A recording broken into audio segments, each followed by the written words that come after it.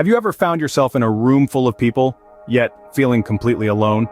Or maybe, you've been in a situation where you have a mountain of tasks to do, but can't find the motivation to even start. Welcome to the human experience, where depression and motivation, two seemingly opposite concepts, intersect.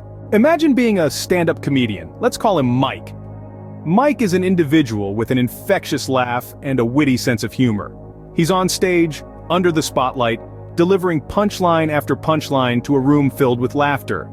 Yet when the curtains close and the crowd dissipates, Mike finds himself in a silent room, consumed by an overwhelming sense of sadness. He's living with depression, a constant battle that doesn't end when the laughter stops.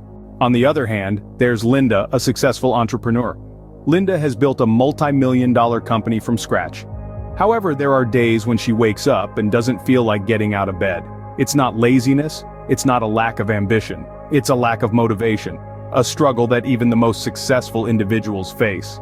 Now you might be wondering, how do depression and motivation intersect? Well, depression can make it incredibly difficult to find the motivation to do even the simplest tasks. It's like being stuck in quicksand. The harder you try to get out, the deeper you sink. Yet even in the darkest times, there is hope. Mike, despite his battles with depression, continues to make people laugh. He uses his experiences to create humor that resonates with people, turning his pain into a source of joy for others. It's his way of fighting the darkness, of finding a silver lining. Scene script. Linda, on the other hand, has learned to recognize her lack of motivation as a signal, not a failure. On days when she doesn't feel like working, she takes a step back. She rests, recharges, and reminds herself that it's okay not to be productive all the time.